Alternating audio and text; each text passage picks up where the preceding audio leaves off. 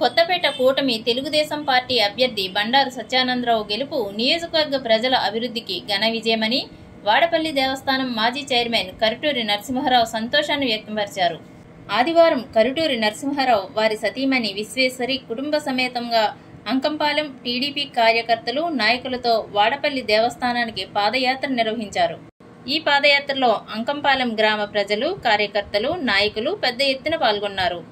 ఈ సందర్భంగా ఆయన మాట్లాడుతూ రాష్ట్రంలో అరాచక పాలన అంతమైందని, కాబోయే ముఖ్యమంత్రి నారా చంద్రబాబు నాయుడు, జనసేన పార్టీ పవన్ కళ్యాణ్, బీజేపీ మోడీ నాయకత్వంలో కూటమి ప్రభుత్వం ఘన విజయాన్ని సాధించడం ప్రజలకు ఎంతో సంతోషాన్ని కలిగించిందని అన్నారు.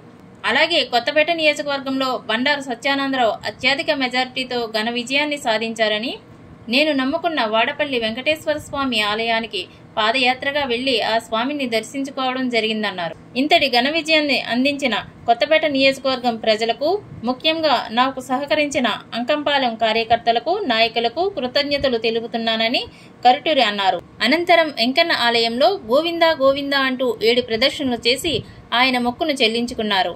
ఈ పాదయాత్రలో గ్రామ పార్టీ ప్రెసిడెంట్ కుదపా కృష్ణమూర్తి, లొల్ల సర్పంచ్ కాయల జగన్నాథం, సర్పంచ్ ఎం రాజు, కరుటూరి వరప్రసాద్, రవిప్రసాద్, వెంకట రామారావు చౌదరి, ఎం సూరిబాబు తదితరులు పాల్గొన్నారు.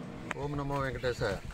మన కొత్తపేట నియోజకవర్గంలో తెలుగుదేశం పార్టీ అభ్యర్థి, రాష్ట్ర తెలుగుదేశం పార్టీ ఉపాధ్యక్షులు బండారు సత్యానందరావు గారు అఖండ విజయం సాధించినందుకు ఈ రోజున మా గ్రామం నుంచి తెలుగుదేశం పార్టీ అందరం కూడా పాదయాత్రగా వెళ్ళాలని ఆ కార్యక్రమంలో సోమవారిని దర్శించుకోవడానికి వెళ్తున్నాం. అట్లాగే సోమవారిని దర్శించుకుని సోమవారికి మా సత్యానందరావు గారికి రాష్ట్ర స్థాయిలో ఒక మంచి పదవిలో వారు అలంకరించాలని కూడా సోమవారిని వేడుకోవడానికి ఈ రోజున వాడపల్లి బయలుదేరడం జరిగింది.